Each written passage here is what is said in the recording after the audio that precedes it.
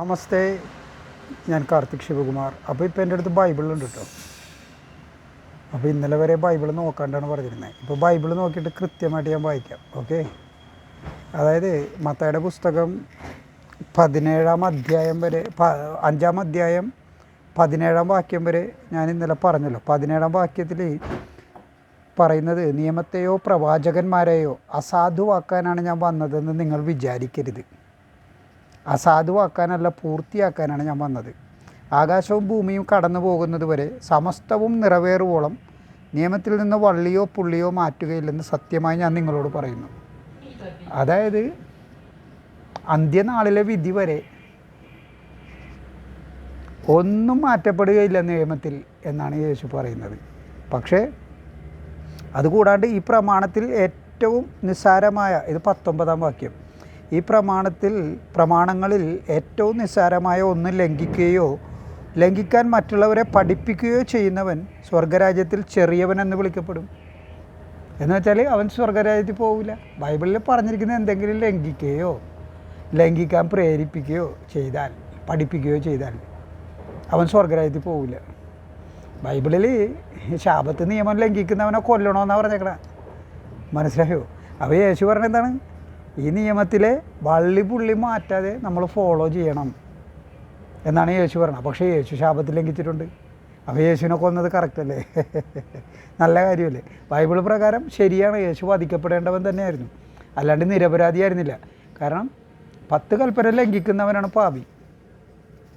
Okay, 10 കൽപ്പനയിൽ ഒരെണ്ണമാണ് Shabbat നിയമം തെറ്റുകൂടാതെ ആചരിക്കുക. അതായത് ഇവരിക്കടെ ദൈവം യഹോവ 6 ദിവസം കുന്തക്കാലിലിരുന്നുകൊണ്ട് ഈ ഭൂമിയും അതിലെ സകല ചരാചരങ്ങളും ഉണ്ടാക്കി എന്നാണ് പറയുന്നത്. അപ്പോൾ 6 ദിവസം ഒറ്റയിരിപ്പിരുന്നല്ലേ, അപ്പോൾ ടയേർഡായി 7-ാം ദിവസം കിടന്നുറങ്ങി.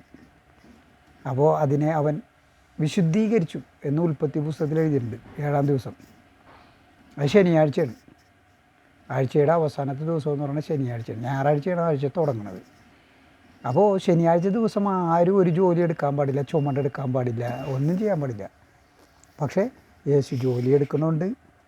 യേശു ജോലി എടുക്കാൻ ആൾക്കാരോട് പറയുന്നുണ്ട്. അതായത് ഇവിടെ പറയുന്ന കാര്യം, ഈ പ്രമാണങ്ങളിൽ ഏറ്റവും നിസ്സാരമായ ഒന്ന്, അതായത് 10 കൽപ്പന അല്ല, അത് കൂടാണ്ട് വേറെ പ്രമാണങ്ങളുണ്ടല്ലോ, അത് തെറ്റിച്ചാലും, നിസ്സാരമായ പ്രമാണം തെറ്റിച്ചാലും നീ സ്വർഗത്തിൽ പോകില്ലെന്ന് പറഞ്ഞാൽ, അപ്പോൾ 10 കൽപ്പന തന്നെ തെറ്റിച്ച യേശു എങ്ങനെ സ്വർഗത്തിൽ പോകാനാണ്? എങ്ങനെ സ്വർഗത്തിൽ പോകും യേശു? ഒന്ന് ആലോചിച്ച് നോക്ക്. 10 കൽപ്പനകൾ, നിൻ്റെ കർത്താവായ ദൈവം ഞാനാകുന്നു, ഞാനല്ലാതെ മറ്റൊരു ദൈവം നിനക്ക് ഉണ്ടാകരുത്. ഇവ യേശു വന്നിട്ട് എന്താ പറഞ്ഞ? പിതാവിൻ്റെ പുത്രൻ്റെയും പരിശുദ്ധാത്മാവിൻ്റെ നാമത്തിൽ മാമോദീസ മുക്കാനാണ്. അപ്പോൾ പിതാവാണ് പറഞ്ഞത്, നിൻ്റെ കർത്താവായ ദൈവം ഞാനാകുന്നു, ഞാനല്ലാതെ മറ്റൊരു ദൈവം നിനക്കുണ്ടായിരുന്നു. ഇപ്പോൾ യേശുവിൻ്റെ ഇതിൽ പുത്രനും ദൈവമാണ്, പരിശുദ്ധാത്മാവും ദൈവമാണ്, ഒക്കെ ദൈവങ്ങളാണ്. അപ്പോൾ ഒന്നിലധികം ദൈവവും ഇല്ലേ? ആയില്ലേ? അപ്പോൾ ആദ്യത്തെ കൽപ്പന അതാണ്, അത് ലംഘിച്ചു. പിന്നെ കള്ളസാക്ഷ്യം പറയരുതെന്ന് പറയുന്നുണ്ട്. യേശു കള്ളസാക്ഷ്യം പറയുന്നുണ്ടല്ലോ. എവിടെ പറയുന്നു? അത് 3 വാക്യങ്ങൾ കൂട്ടി യോജിപ്പിച്ച് കഴിയുമ്പോൾ യേശു കള്ളസാക്ഷ്യം പറയുകയാണെന്ന് മനസ്സിലാക്കാം. 1-ാമത്തെ വാക്യം യോഹന്നാൻ്റെ പുസ്തകം 14-ാം അധ്യായം 6-ാം വാക്യം, I am the way, the truth and the life. ഞാൻ തന്നെ വഴിയും സത്യവും ജീവനും, ഞാനാകുന്നു. ആ വാക്യം. അപ്പോൾ ഞാൻ സത്യമാകുന്നു എന്നാണ് യേശു പറയണത്. ഒരു മനുഷ്യൻ ഞാൻ പറയുന്നത് സത്യമാണെന്ന് പറയാം, ഞാനാണ് സത്യം എന്ന് പറഞ്ഞാൽ അതിൻ്റെ അർത്ഥം എന്താണ്? സത്യമാണ് ഈശ്വരൻ, സത്യമാണ് പരബ്രഹ്മം, സത്യമാണ് പരമാത്മാവ്.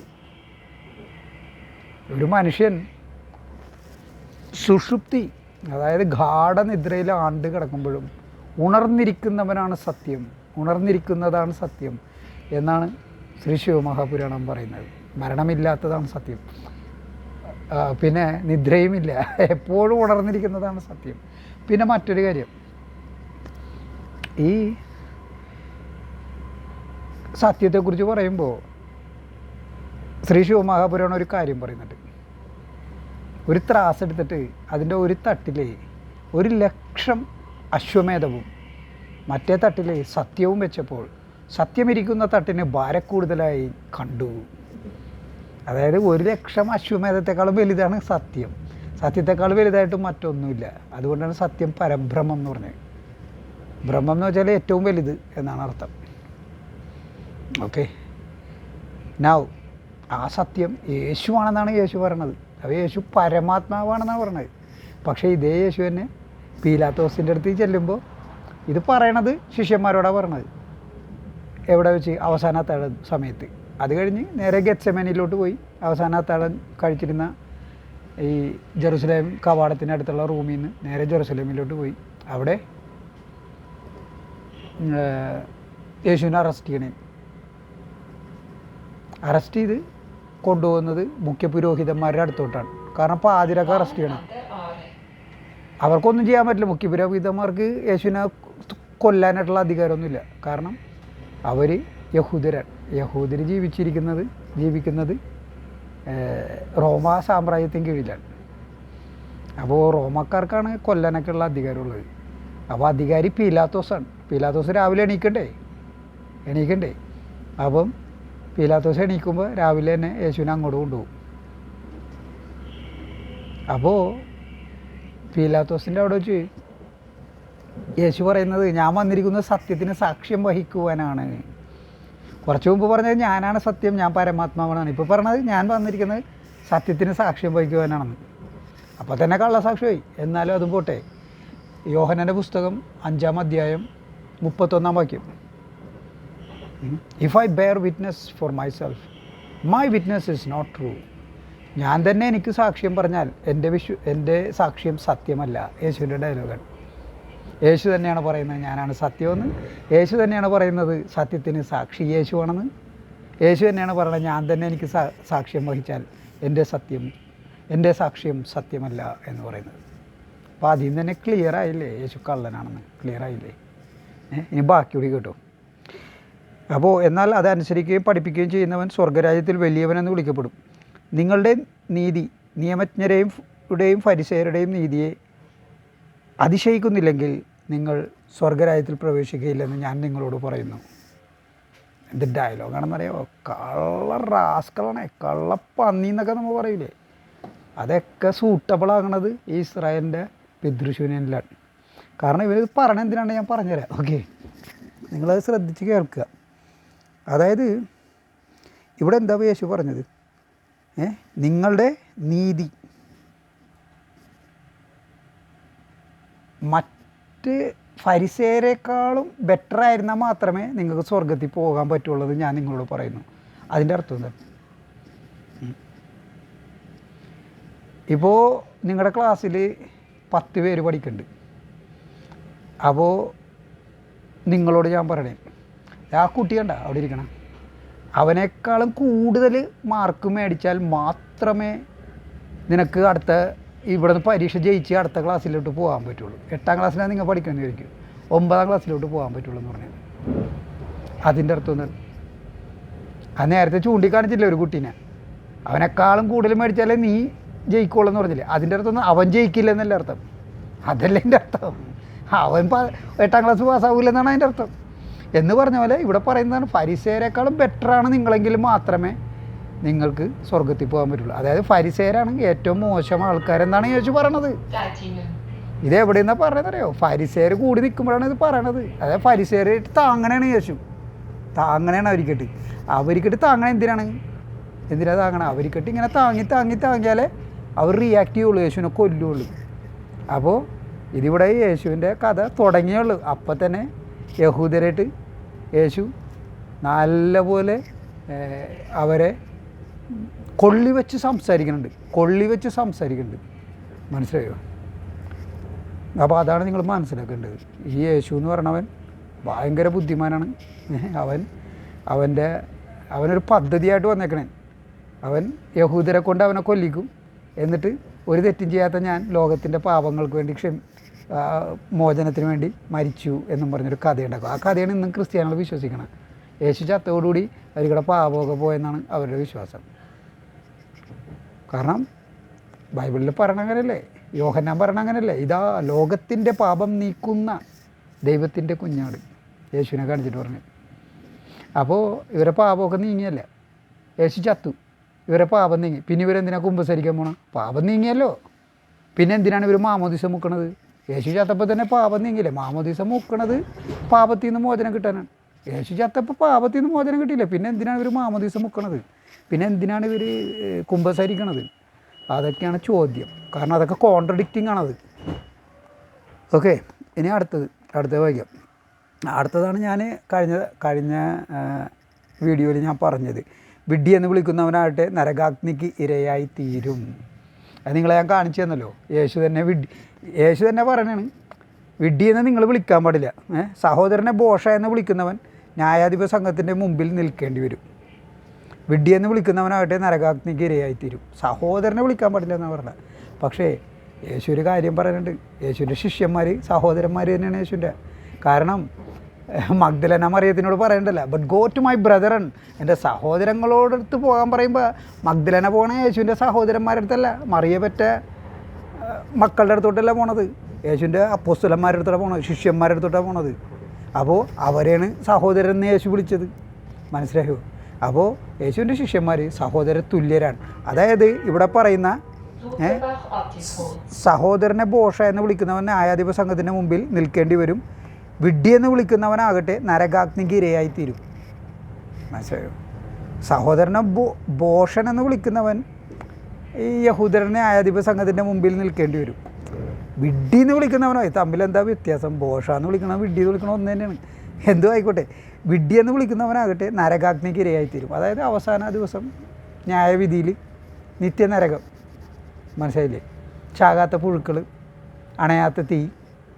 എന്താ ഒരു ഐഡിയ! എത്ര മനോഹരമായ ഒരു ആശയം. അപ്പോൾ കുറ്റം എന്താണ്? നമ്മൾ സഹോദരനെ വിഡ്ഢി എന്ന് വിളിച്ചു, അത്രേ ഉള്ളൂ കുറ്റം. ഇപ്പോൾ എൻ്റെ സഹോദരന്മാർ എന്തൊക്കെ വിളിച്ചേക്കണം എന്നെ, ഞാൻ അവരെന്തൊക്കെ വിളിച്ചേക്കണം. മനസ്സിലായോ? കുട്ടിക്കാലത്ത് അതൊന്നും ഒരു പ്രശ്നമൊന്നുമില്ല. അപ്പോൾ ഇനി അടുത്തത് വായിക്കാം. ഓക്കെ, 27-ാം വാക്യം, മത്തായിയുടെ പുസ്തകം 5-ാം അധ്യായം 27-ാം വാക്യം. ഓക്കെ, അവിടെ പറയുന്നത് വ്യഭിചാരം ചെയ്യരുത് എന്ന് കൽപ്പിച്ചിട്ടുള്ളത് നിങ്ങൾ കേട്ടിട്ടുണ്ടല്ലോ. അതായത് പഴയ നിയമത്തിൽ വ്യഭിചാരം ചെയ്യരുതെന്ന് പറയുന്നുണ്ട്. ഓക്കെ, അത് 10 കൽപ്പന തന്നെയുണ്ട് വ്യഭിചരിക്കരുതെന്ന്. ഓക്കെ, എന്നാൽ ഞാൻ നിങ്ങളോട് പറയുന്നു, ആസക്തിയോടെ സ്ത്രീയെ നോക്കുന്നവൻ ഹൃദയത്തിൽ അവളുമായി വ്യഭിചാരം ചെയ്ത് കഴിഞ്ഞു. അതായത് ഓൾഡ് ടെസ്റ്റമെൻറ്റിൽ പറഞ്ഞേക്കണ അഡൾട്ടറി പാടില്ലെന്നാണ്, വ്യഭിചാരം ചെയ്യരുതെന്നാണ്. പക്ഷേ യേശു പറയണത് മനസ്സിൽ വ്യഭിചാര ചിന്തയോടുകൂടി ഒരു സ്ത്രീയെ നോക്കിയാൽ മതി, അപ്പം തന്നെ നിങ്ങൾ വ്യഭിചാരം ചെയ്ത് കഴിഞ്ഞു എന്നാണ്. അതായത് പഴയ നിയമത്തിൽ പറഞ്ഞിരിക്കുന്നതിന് എതിരായിട്ടുള്ള ഒരു നിയമമാണ് ഇവിടെ പറയുന്നത്. മനസ്സിലായോ? അതായത് യേശു നേരത്തെ പറഞ്ഞില്ലേ, നിയമത്തെയോ പ്രവാചകന്മാരെയോ അസാധുവാക്കാനാണ് ഞാൻ വന്നതെന്ന് നിങ്ങൾ വിചാരിക്കരുത് എന്ന് പറഞ്ഞത് കള്ളമാണ്. യേശു ഓരോന്നോരോന്നായിട്ട് മാറ്റിക്കൊണ്ടിരിക്കുന്ന നിയമം. ഓക്കെ, വലത്ത് കണ്ണ് നിനക്ക് പാപഹേതു ആകുന്നെങ്കിൽ അത് ചൂഴ്ന്നെടുത്ത് എറിഞ്ഞു കളയുക. ശരീരമാകെ നരകത്തിലേക്ക് എറിയപ്പെടുന്നതിനേക്കാൾ നല്ലത് അവയവങ്ങളിലൊന്ന് നഷ്ടപ്പെടുകയാണ്. ഇവിടെ മാർക്കോസിൻ്റെ പുസ്തകത്തിൽ ഇത് പറഞ്ഞിട്ടുണ്ട്. ഓക്കെ, മാർക്കോസിൻ്റെ പുസ്തകം 9-ാം അധ്യായം 43-48 വാചകം. അപ്പോൾ അത് ഞാനൊന്ന് നോക്കട്ടെ കേട്ടോ, എങ്ങനെയാണ് അത് പറഞ്ഞേക്കണേന്ന്. കാരണം ഞാൻ ഇംഗ്ലീഷിൽ വായിച്ചപ്പം എനിക്ക് ഓർമ്മയുണ്ട്. അതായത് കണ്ണില്ലാണ്ട് സ്വർഗത്തിൽ പോണേണ് നല്ലതെന്ന്, ജീവനിൽ പ്രവേശിക്കുന്നതാണ് നല്ലതെന്ന് അങ്ങനെ പറയുന്നുണ്ട്. മനസ്സിലായോ? അത് ഞാനൊന്ന് നോക്കട്ടെ. എവിടെ? മാർക്കോസിൻ്റെ പുസ്തകം,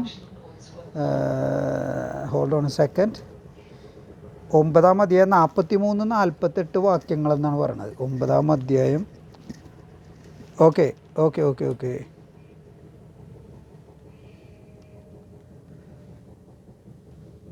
അതെ വന്ന് കണ്ട, നോക്കിയത് എത്ര നന്നായി, എത്ര നന്നായി.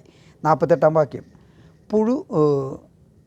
നിൻ്റെ കണ്ണുമൂലം നിനക്ക് ദുഷ്പ്രേരണ ഉണ്ടാകുന്നെങ്കിൽ അത് ചൂഴ്ന്നെടുത്ത് എറിഞ്ഞു കളയുക.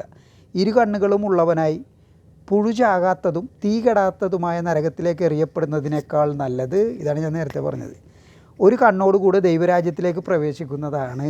അതായത് ഈ ദൈവരാജ്യത്തിൽ പ്രവേശിക്കുന്ന ആൾക്കാരൊക്കെ ഈ മുടന്തന്മാരും കണ്ണില്ലാത്തവരും ഈ പിച്ചക്കാരായിരിക്കും. എന്താ പറയണ്ട പോയി. നിങ്ങൾ ഈ ക്രിസ്ത്യൻ ബൈബിൾ പ്രകാരം ദൈവരാജ്യത്തിൽ പ്രവേശിക്കുന്ന ആൾക്കാർ എങ്ങനെയുള്ളവരായിരിക്കും? യേശു എന്താ പറയണത്?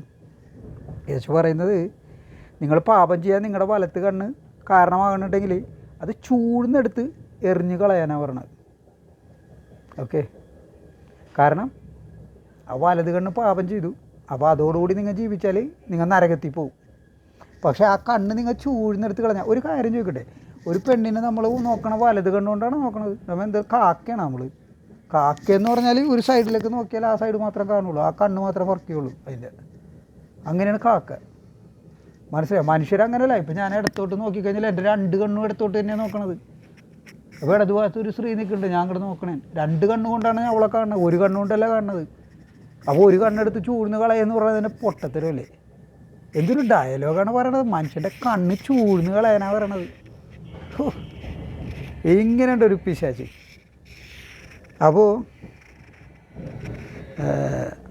വലത്തുകരം നിനക്ക് പാപഹേതുവാകുന്നെങ്കിൽ അത് വെട്ടി ദൂരെ എറിയുക. വലത് കൈ കൊണ്ട് നീ പാപം ചെയ്ത് അത് വെട്ടി അങ്ങോട്ട് കളയാനാണ് പറഞ്ഞത്. ഇപ്പോൾ ഖുറാനിൽ പറയല്ലേ, ഇടത് കാല് വെട്ട്, വലത് കാല് വെട്ട്, ഓതിരം, കടകം, മറുകടകം എന്നൊക്കെ പറയില്ലേ, അതേപോലെ തന്നെയാണ് ഇവിടെയും പറയണത് ആക്ച്വലി. ഓക്കെ, അപ്പോൾ ഇവിടെയും പറയുന്നുണ്ട്, നിനക്ക് വലത് കരം നിനക്ക് പാപഹേതുവാകുന്നെങ്കിൽ അത് വെട്ടി ദൂരെ കളയുക. ശരീരമാകെ നരകത്തിൽ പതിക്കുന്നതിനേക്കാൾ നല്ലത് അവയവങ്ങളിലൊന്നും നഷ്ടപ്പെടുകയാണ്. അതായത് നീ പാപം ചെയ്യാൻ നിൻ്റെ കണ്ണാണ് കാരണമെങ്കിൽ ആ കണ്ണങ്ങോട്ട് ചൂഴ്ന്നെടുത്ത് കളയാനാണ് പറഞ്ഞത്. ഓക്കെ, പിന്നെ നീ പാപം ചെയ്യാൻ നിൻ്റെ വലത് കൈയാണ് കാരണമെങ്കിൽ ആ വലത് കൈ നീ ചൂഴ്ന്നെടുത്ത് കളഞ്ഞേക്കാനാണ് പറഞ്ഞത്. മനസ്സിലായോ? അങ്ങനെയാണ് ഇവിടെ എഴുതിയേക്കണത്. അല്ലെങ്കിൽ എന്താണ് ബെറ്റർ, ഒരു കണ്ണില്ലാണ്ട് സ്വർഗത്തിൽ പോകണേണോ അതോ 2 കണ്ണുകളോടും കൂടി നരകത്തിൽ പോകുന്നതാണോ ബെസ്റ്റ് എന്നാണ് ചോദിക്കുന്നത്. മനസ്സിലായോ? അപ്പോൾ നമ്മളെന്തെങ്കിലും പാപം ചെയ്താൽ, ഇപ്പോൾ കൈ കൊണ്ടാ കാലുകൊണ്ടാ, ഒരാളെ കാലുകൊണ്ട് നമ്മൾ ഒരു തൊഴിതൊഴിച്ച് ഓർക്കുക, ആളെ നമ്മളെ ഇറിറ്റേറ്റ് ചെയ്തിട്ട് ഒരുപാട് തെറ്റുകൾ നമ്മളോട് ചെയ്തിട്ടുണ്ടാവും. ദേഷ്യം പിടിച്ചായിരിക്കും നമ്മൾ ചെയ്യണത്. അപ്പോൾ തന്നെ നമ്മൾ എന്ത് ചെയ്യണം, നമ്മുടെ കാലങ്ങോട്ട് വെട്ടി മാറ്റിക്കളയണം. യേശു പറഞ്ഞേക്കണത് തന്നെ.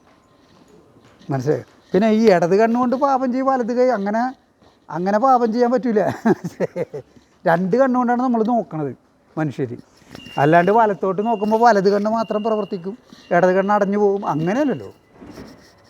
മനസ്സിലായി? അത് വളരെ പൊട്ടത്തരമാണത്. എന്തായാലും കണ്ണ് ചൂഴ്ന്ന് കളയുക, കൈ വെട്ടിക്കളയുക എന്നൊക്കെ തന്നെയാണ് ഇദ്ദേഹം പറയണത്, ഈ യേശു പിശാചി. അപ്പോൾ ഇനി ബാക്കിയും കൂടി ഞാൻ വായിക്കാം. ഓക്കെ, മത്തായിയുടെ പുസ്തകം ഇപ്പോൾ 5-ാം അധ്യായം 31-ാം വാക്യമായി. ഓക്കെ, ഭാര്യയെ ഉപേക്ഷിക്കുന്നവൻ അവൾക്ക് ഉപേക്ഷാപത്രം കൊടുക്കണം എന്ന് കൽപ്പിച്ചിട്ടുണ്ടല്ലോ. പറച്ചിൽ കേട്ടാത്തൊന്നും എന്ത് നല്ല മതം. ഭാര്യയെ ചുമ്മാ ഉപേക്ഷിക്കാൻ പാടില്ല, ഉപേക്ഷാപത്രം കൊടുക്കണം. അതായത് നീ ഇനി മുതൽ എൻ്റെ വീട്ടിലേക്ക് കൊണ്ട് ഇറങ്ങിപ്പോടി എന്ന് പറയുമ്പോൾ അങ്ങനെ പറഞ്ഞാൽ പോരാ, അതൊന്ന് എഴുതി കൊടുക്കണം. ഇറങ്ങിപ്പോടി എന്ന് പറഞ്ഞ് എഴുതി കൊടുക്കണം. അത്രേ ഉള്ളൂ. ഞാൻ അതിനെ ഉപേക്ഷിച്ചിരിക്കുന്നു എന്ന് എഴുതി കൊടുക്കണം. അത് നിങ്ങൾ കേട്ടിട്ടുണ്ടല്ലോ ഉപേക്ഷാപത്രം കൊടുക്കണമെന്ന്. അതെവിടെ കേട്ടു? അതാണ് ഞാൻ പറഞ്ഞ ഡോയിട്രോണമി, അതായത് ആവർത്തന പുസ്തകം. അതിൽ 24-ാം അധ്യായം നിങ്ങൾ പോയി നോക്കിക്കോളൂ. ആവർത്തന പുസ്തകം എന്ന് വെച്ചാൽ ബൈബിളിലെ 5-ാമത്തെ പുസ്തകമാണ്. മോശ എഴുതിയേക്കണ ലാസ്റ്റത്തെ പുസ്തകമാണ് ആവർത്തന പുസ്തകം. ഓക്കെ, 5 പുസ്തകങ്ങളാണ് മോശ എഴുതിയേക്കണത്. ഉൽപ്പത്തി പുസ്തകം, പുറപ്പാട് പുസ്തകം, ലേവ്യർ, സംഖ്യാപുസ്തകം, ആവർത്തന പുസ്തകം. അങ്ങനെ 5 പുസ്തകങ്ങൾ. ഓക്കെ, അതിൽ അവസാനത്തെയാണ് ആവർത്തന പുസ്തകം. അതിലാണ് പറയുന്നത് ഭാര്യയെ ഉപേക്ഷിക്കുന്നവൻ അവൾക്ക് ഉപേക്ഷാപത്രം കൊടുക്കണമെന്ന് എഴുതി വെച്ചേക്കണം അവിടെ. മനസ്സിലായോ? പക്ഷേ അവിടെ പറയുന്ന അങ്ങനെയല്ല. ഉപേക്ഷാപത്രം കൊടുക്കണമെന്നല്ല പറഞ്ഞത്. പറയുന്നത് ആദ്യം പറയുന്ന വാക്ക് ഇവിടെ നിന്ന് മാറ്റിക്കളഞ്ഞു ചോദിച്ചു, അത് പറഞ്ഞില്ല. മനസ്സിലായോ? അവിടെ എന്താ പറഞ്ഞേക്കണത്? ഉൽപ്പത്തി ഈ ആവർത്തന പുസ്തകത്തിൽ. Okay, hold on. ആവർത്തന പുസ്തകത്തിൽ പറഞ്ഞിരിക്കുന്നത്, if a man finds something indecent in his woman, അങ്ങനെയാണ് തുടങ്ങുന്നത്. He should give a divorce notice and send her away, അങ്ങനെ പറഞ്ഞേക്കണത്. അപ്പോൾ ഇല്ല, ആദ്യത്തെ ഭാഗം യേശു പറഞ്ഞില്ല. പറയാതെ ഭാര്യയെ ഉപേക്ഷിക്കുന്നവൻ അവൾക്ക് ഉപേക്ഷാപത്രം കൊടുക്കണം, അങ്ങനെയല്ല പറഞ്ഞേക്കണേ. എന്ത് കാരണത്താൽ ഭാര്യ ഉപേക്ഷിക്കാം? If a man find something indecent, എന്തെങ്കിലും ഒരു മോശമായ കാര്യം ഭാര്യയിൽ കണ്ടു കഴിഞ്ഞാൽ ഭാര്യനെ നമുക്ക് ഉപേക്ഷിക്കാം, യഹൂദർക്ക് ഉപേക്ഷിക്കാം എന്ത് കാര്യത്തിനും. ഇപ്പോൾ കൂർക്കം വലിച്ചു, രാത്രി കിടക്കുമ്പോൾ കൂർക്കം വലിച്ചു, അപ്പോൾ ഭർത്താവിന് ശല്യമായി. കൂർക്കം വലിയല്ലേ? അമേരിക്കയിലൊക്കെ ഒരുപാട് വിവാഹമോചനം നടക്കണ കാരണം ഇതാണ്, കൂർക്കം വലി. അപ്പോൾ ഇവറ്റകൾക്ക് വിവാഹത്തെക്കുറിച്ച് എന്ത് ധാരണയുണ്ട്, എന്തുമാത്രം മതിപ്പ് ഇവർക്കുണ്ട് വിവാഹത്തിനെക്കുറിച്ച്. നിസാര കാര്യത്തിന് അതായത് ഇവരുടെ ദൈവം ഇവരങ്ങനെ പഠിപ്പിച്ചു കൊടുത്തേക്കണേ. മനസ്സിലായി? ഈ പിശാച് പഠിപ്പിച്ചു കൊടുത്തേക്കണേ എന്തെന്ന്. നിനക്ക് എന്ത് കാര്യം ഉണ്ടെങ്കിലും നിൻ്റെ പിള്ളേർക്കിടെ തള്ളനെ വീട്ടിൽ നിന്ന് ചവിട്ടി പുറത്താക്കുക. പക്ഷേ പുറത്താക്കുമ്പോൾ നീ അത് എഴുതി കൊടുക്കണം. അതായത് നീ ഭക്ഷണത്തിൽ നീ കുക്ക് ചെയ്ത ഫുഡിൽ നിൻ്റെ മുടി കണ്ട്, തലമുടി ഒരെണ്ണം കണ്ട്, അപ്പോൾ അത് അൺക്ലീൻ അല്ലേ, അപ്പോൾ തന്നെ ഡൈവേഴ്സ്. അല്ലെങ്കിൽ ഭക്ഷണം കഴിച്ചുകൊണ്ടിരിക്കുമ്പോൾ നീ തുമ്മി, ടേബിൾ മാനേഴ്സ്, ടേബിൾ എറ്റിക്കറ്റ് പാലിച്ചില്ല, അപ്പോൾ അവളെ പറഞ്ഞുവിടാം.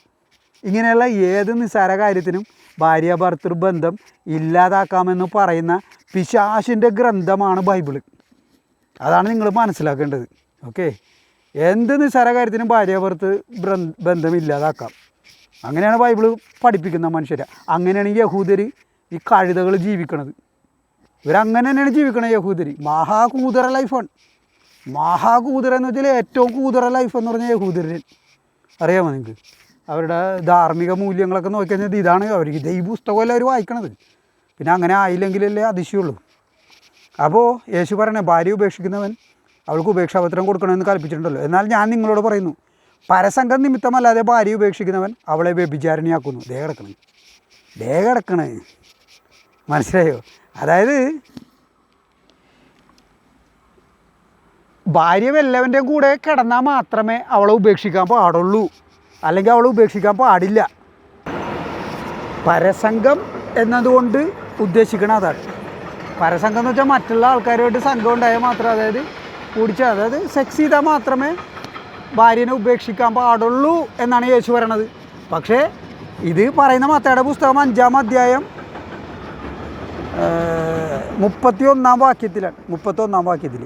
പക്ഷേ 5-ാം അധ്യായത്തിൽ തന്നെ 17-ാം വാക്യത്തിൽ യേശു പറയണ, സത്യമായി ഞാൻ നിങ്ങളോട് പറയുന്നു, പഴയ നിയമത്തിലെ വള്ളി പുള്ളി പോലും ഞാൻ മാറ്റില്ല. പക്ഷേ നിങ്ങൾ ആവർത്തന പുസ്തകം എടുത്ത് വായിച്ച് നോക്കിക്കോളൂ. പരസംഗം നിമിത്തമല്ലാതെ ഭാര്യ ഉപേക്ഷിക്കാൻ പാടില്ല എന്നല്ല യേശുവിൻ്റെ അപ്പം പറഞ്ഞേക്കണത്. അത് യേശു തന്നെയാണത്. അതാണ് നിങ്ങൾ മനസ്സിലാക്കേണ്ടത്. അതാണ് നിങ്ങൾ അറിയേണ്ടത്. ഇതെല്ലാം യേശു തന്നെയാണ്. യഹൂദരോട് അങ്ങനെ പറഞ്ഞതും ക്രിസ്ത്യാനികളോട് ഇങ്ങനെ പറയുന്നതും ഒക്കെ യേശു ഒരേ ആൾ തന്നെയാണ്. മനസ്സിലായോ ഞാൻ എന്താ പറഞ്ഞു വരുന്നതെന്ന്? മനസ്സിലാവണ്ടോ വലുത്? പക്ഷെ എന്താ പറയുക പോയി. അപ്പോൾ ഇവിടെ പറയുന്നത് പരസംഗം അല്ലാണ്ട് വേറെ ഒരു കാരണം കൊണ്ടും ഭാര്യയെ ഉപേക്ഷിക്കാൻ പാടില്ല. അങ്ങനെ അവളെ ഉപേക്ഷിക്കുന്നവൻ അവളെ വ്യഭിചാരിണിയാക്കുന്നു എന്നാണ് പറയണത്. അപ്പോൾ ഈ ബുദ്ധി യേശുവിൻ്റെ ഡാഡിക്കുണ്ടായിരുന്നില്ലേ? യേശുവിൻ്റെ ഡാഡി അങ്ങനെയല്ല പറയണത്. യേശുവിൻ്റെ ഡാഡി പറയണത് എന്ത് കാരണത്തിന് വേണമെങ്കിലും നിങ്ങൾക്ക് ഭാര്യനെ ഉപേക്ഷിക്കാമെന്നാണ് പറയണത്. അല്ലാണ്ട് പരസംഗം നിമിത്തമല്ലാതെ ഭാര്യയെ ഉപേക്ഷിക്കാൻ പാടില്ല എന്ന് യേശുവിൻ്റെ ഡാഡി പറയുന്നില്ല. മനസ്സിലായോ? അപ്പോൾ വള്ളി പുള്ളി പഴയ നിയമത്തിൽ നിന്ന് ഞാൻ മാറ്റൂല എന്ന് പറഞ്ഞവൻ കള്ളനല്ലേ യേശു? ഇസ്രായേലിൻ്റെ തന്തയില്ലാത്തവൻ നുണയല്ലേ പറയണത്? അല്ലേ? നിങ്ങൾ മനസ്സിലാക്കത്. ഇവൻ തന്നെയാണ് പിശാച്, ഇവൻ തന്നെയാണ് നുണയൻ. മതപരമായ അഭിപ്രായ ഭിന്നത ഉണ്ടാക്കാനാണ് ഞാൻ വന്നിരിക്കുന്നത് എന്നല്ലേ ഇവൻ പറഞ്ഞത്? ഇവൻ ചെയ്യുന്നതും അത് തന്നെയാണ്. മതപരമായ അഭിപ്രായ ഭിന്നതയാണ് ഇവൻ ഉണ്ടാക്കുന്നത്. മനസ്സിലായോ നിങ്ങൾക്ക്? ഇനി ഞാൻ എങ്ങനെയാണ് ഇത് പറഞ്ഞ് മനസ്സിലാക്കി തരണം ബ്രോ? എങ്ങനെ പറഞ്ഞ് മനസ്സിലാക്കി തരും? ഇനി നിങ്ങൾക്ക് മനസ്സിലായില്ലെങ്കിൽ എനിക്കൊന്നും പറയാനില്ല. ഓക്കെ, പിന്നെ ഇതിൻ്റെ ബാക്കിയും കൂടി ഒന്ന് വായിച്ചോട്ടെ. എന്നാൽ ഞാൻ നിങ്ങളോട് പറയുന്നു, പരസംഗം നിമിത്തമല്ലാതെ ഭാര്യ ഉപേക്ഷിക്കുന്നവൻ അവളെ വ്യഭിചാരിണിയാക്കുന്നു. ഉപേക്ഷിക്കപ്പെട്ടവളെ പരിഗ്രഹിക്കുന്നവനും വ്യഭിചാരം ചെയ്യുന്നു. അതായത് ഒരു സ്ത്രീ ഒരു പ്രാവശ്യം മാത്രമേ കല്യാണം കഴിക്കാൻ പാടുള്ളൂ എന്നാണ് ഇവിടെ പറയണത്. പക്ഷേ യേശുവിൻ്റെ ഡാഡി അങ്ങനെയല്ലല്ലോ പറഞ്ഞേക്കണത്. അവളെ കല്യാണം കഴിക്കുക, അവളെ ഉപേക്ഷിക്കുക, എന്ത് കാരണത്തിന് വേണമെങ്കിലും ഉപേക്ഷിക്കുക. ആവർത്തന പുസ്തകം 24-ാം അധ്യായം 1, 2, 3 വാക്യങ്ങൾ നിങ്ങൾ വായിക്കുക. ആവർത്തന പുസ്തകം 24-ാം അധ്യായം 1, 2, 3 വാക്യങ്ങൾ. അതുകൂടാണ്ട് ഈ മത്തായിയുടെ പുസ്തകം 5-ാം അധ്യായം 31, 32 വാക്യങ്ങളും വായിക്കുക. അപ്പോൾ നിങ്ങൾക്ക് മനസ്സിലാവും യേശു പിശാചാണ്, കള്ളനാണ്, നുണയനാണെന്ന് മനസ്സിലായോ? അപ്പോൾ ഇവിടെ പറയുന്നത് ഒരു സ്ത്രീയെ വിവാഹമോചനം ചെയ്താൽ അവളെ പിന്നെ വേറെ ആരും കെട്ടാൻ പാടില്ല. അങ്ങനെ കെട്ടിക്കഴിഞ്ഞാൽ അവൻ ചെയ്യുന്നത് പാപമാണ്. കാരണം ഉപേക്ഷിക്കപ്പെട്ടവളെ പരിഗ്രഹിക്കുന്നവനും വ്യഭിചാരം ചെയ്യുന്നു. മനസ്സിലായോ? അങ്ങനെയാണ് യേശു പറയണത്. പക്ഷേ യേശുവിൻ്റെ അപ്പം പറഞ്ഞേക്കണം അങ്ങനെയല്ല. ഉപേക്ഷിക്കപ്പെട്ട സ്ത്രീക്ക് വേറെ കെട്ടാം, അവളെ പിന്നെയും ഉപേക്ഷിക്കാം. അവക്കങ്ങനെ ആ ഗ്രാമത്തിൽ മുഴുവനും അല്ലെങ്കിൽ ആ പട്ടണത്തിൽ മുഴുവനും ഓടി നടന്ന് വ്യഭിചരിക്കാം. അങ്ങനെയുള്ള നിയമമാണ് യേശു യഹൂദർക്ക് കൊടുത്തത്. പക്ഷേ യേശു ക്രിസ്ത്യാനികൾക്ക് കൊടുക്കണം വേറെ നിയമം.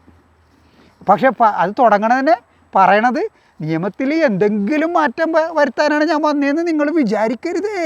എന്നാ കള്ളമാണ് അവൻ പറഞ്ഞെന്ന് നോക്കണേ കംപ്ലീറ്റ്. എന്നിട്ട് മാറ്റണേ നിയമം.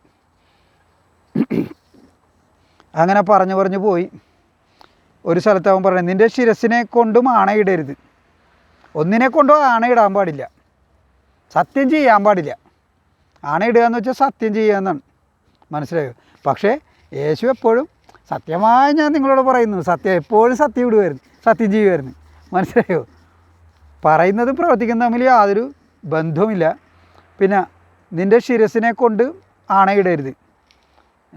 അതിലെ ഒരു മുടിയിഴ വെളുപ്പിക്കാനോ കറുപ്പിക്കാനോ നിനക്ക് കഴിയുന്നില്ല, സാധിക്കില്ല. അതായത് ഒരു മുടിയിഴ പോലും വെളുപ്പിക്കാനോ കറുപ്പിക്കാനോ സാധിക്കില്ല എന്ന് 2000 കൊല്ലം മുമ്പ് ഇത് പറഞ്ഞ മനുഷ്യർ ശരിയാണെന്ന് പറയും. അത്രേ ഉള്ളൂ. ഇപ്പം അങ്ങനെയല്ല, എന്ത് കളർ വേണമെങ്കിലൊക്കെ.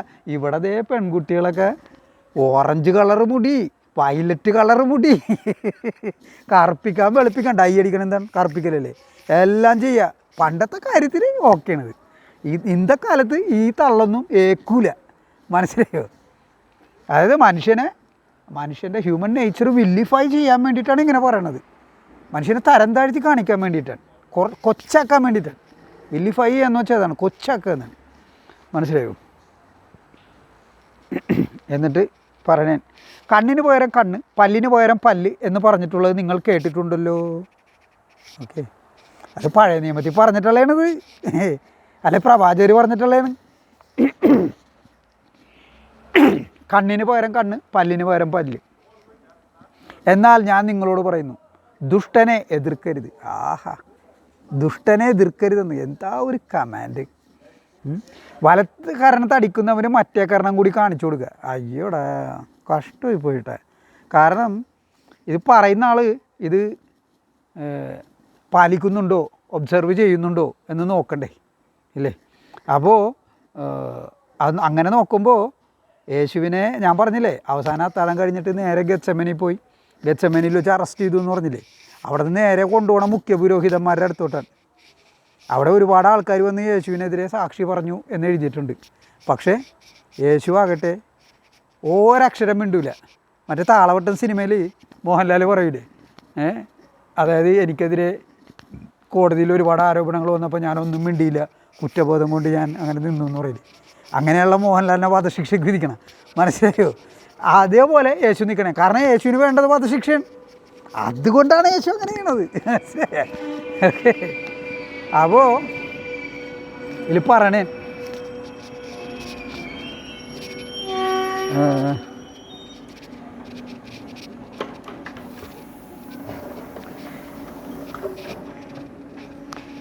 വലത്ത് കരണത്ത് അടിക്കുന്നവന് മറ്റേ കരണം കൂടി കാണിച്ചു കൊടുക്കുക. അതാണല്ലോ ഞാൻ പറഞ്ഞുകൊണ്ട് വന്നത്. അപ്പോൾ അവിടെ പറയുന്നത് അതിൻ്റെ കോൺട്രഡിക്ഷൻ എന്ന് പറഞ്ഞാൽ, അത് ഈ അവസാന അത്താഴം കഴിഞ്ഞിട്ട് ഗെത്സമനി പോവും. ഗെത്സമനിയിൽ വെച്ച് യേശുവിനെ അറസ്റ്റ് ചെയ്യും. നേരെ കൊണ്ടുപോകണത് ഈ ജൂയിഷ് ഹൈ പ്രീസ്റ്റിൻ്റെ അടുത്തോട്ടാണ് കൊണ്ടുപോകണത്. ട്രെയിനിൽ കയറി ഇത്തിരി ബുദ്ധിമുട്ടുകളൊക്കെ ഉണ്ട്, എന്നാലും ഞാൻ പറയുന്നത് നിങ്ങൾക്ക് കേൾക്കാമല്ലോ, അതുപോലെ. അപ്പോൾ ജോലി കഴിഞ്ഞ് വന്നെയാണ്, അപ്പോഴാണ് ഇത് ബാക്കി പറയണമല്ലോ എന്നോർത്തത്. അപ്പോൾ യേശുവിനെ മുഖ്യ പുരോഹിതന്മാരുടെ അടുത്ത് കൊണ്ടുപോകും. അപ്പോൾ അവിടെ ഒരുപാട് പേര് യേശുവിനെതിരെ സാക്ഷ്യം പറയും. അപ്പോൾ യേശു ഒന്നും മിണ്ടൂല. അപ്പോൾ തന്നെ ന്യായാധിപൻ ചോദിക്കും. മുഖ്യ പുരോഹിതൻ എന്ന് പറഞ്ഞാൽ ന്യായാധിപനാണ്. അയാൾ ചോദിക്കും, എന്താ നീ ഒന്നും മിണ്ടാത്തത്? ഇവർ പറയുന്നൊന്നും കേൾക്കുന്നില്ലേ? നീ എന്താ ഒന്നും മിണ്ടാത്തത്?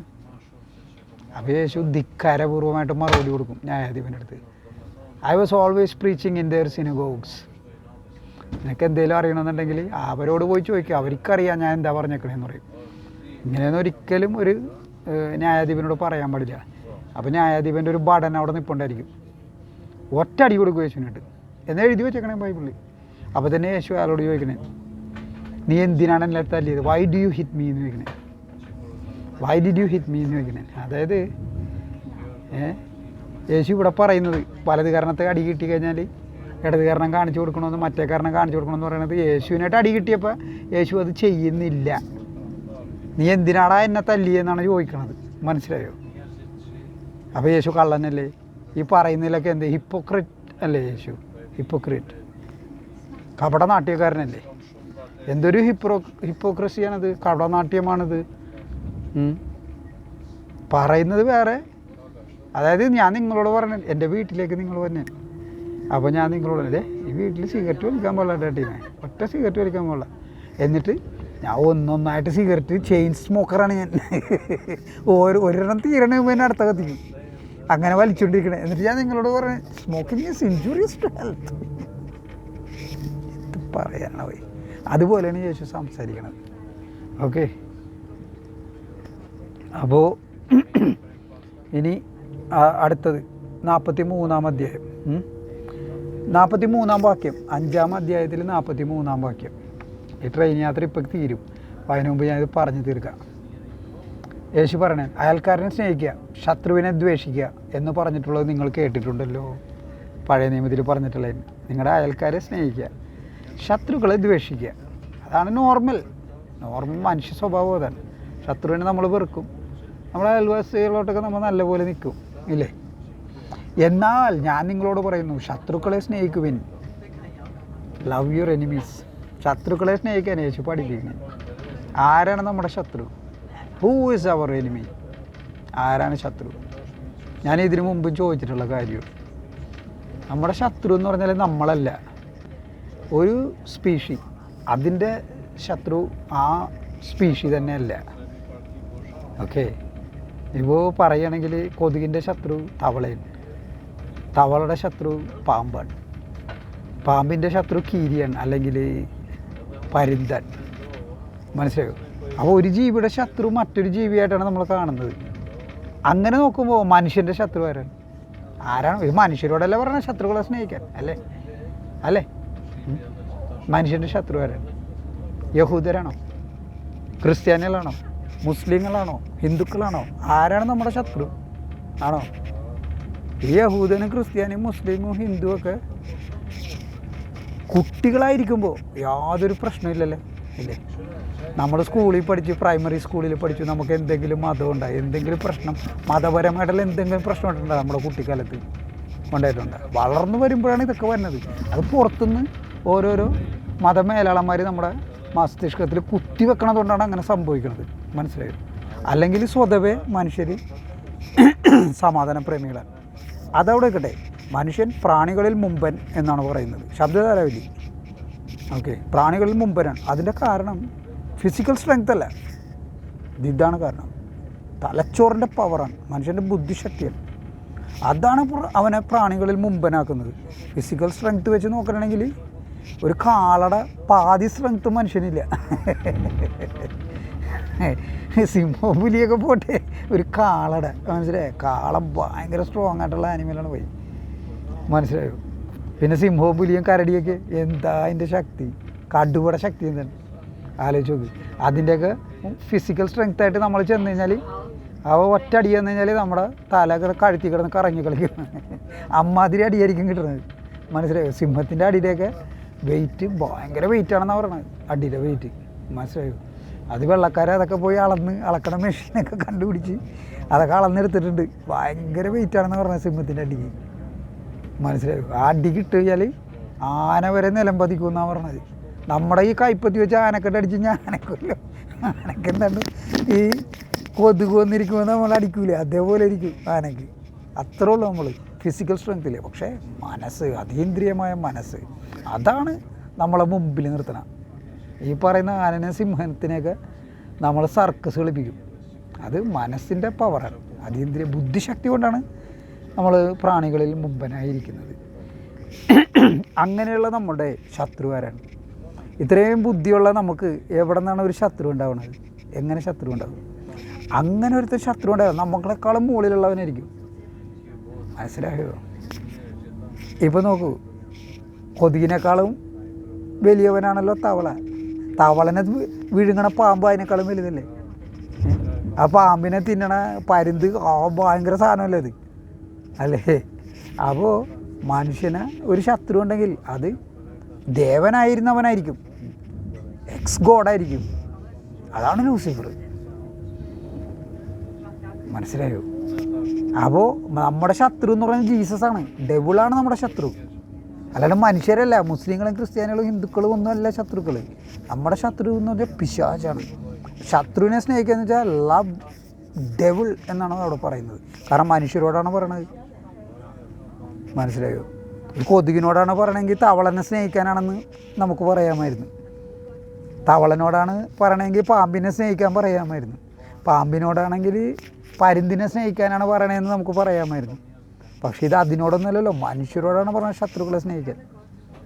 മനസ്സിലായോ? മത്തായിയുടെ പുസ്തകം 5-ാം അധ്യായം 43-ാം വാക്യം. ഇത് തന്നെ ലൂക്കായുടെ പുസ്തകം 6-ാം അധ്യായം 27-ാം വാക്യത്തിലും പറഞ്ഞിട്ടുണ്ട്. ഇതേ വാചകം തന്നെ, ശത്രുക്കളെ സ്നേഹിക്കാൻ. മനസ്സിലായോ? പക്ഷേ ലൂക്കായുടെ പുസ്തകം 19-ാം അധ്യായം 27-ാം വാക്യത്തിൽ വേറൊരു ഡയലോഗും കൂടിയുണ്ട്. എന്നാൽ ശത്രുക്കളെ സ്നേഹിക്കാൻ പറഞ്ഞത് നമ്മുടെ ശത്രുക്കളെ സ്നേഹിക്കാനാണ് പറഞ്ഞത് യേശു പറഞ്ഞത്. നമ്മുടെ ശത്രു പിശാചാണ്, പിശാചുക്കളെ സ്നേഹിക്കാനാണ് യേശു പറയുന്നത്. പിന്നെ മറ്റേ ഡയലോഗ് ലൂക്കായുടെ പുസ്തകം 19-ാം അധ്യായം 27-ാം വാക്യത്തിലുള്ളത്, അതിൽ പറയുന്നത്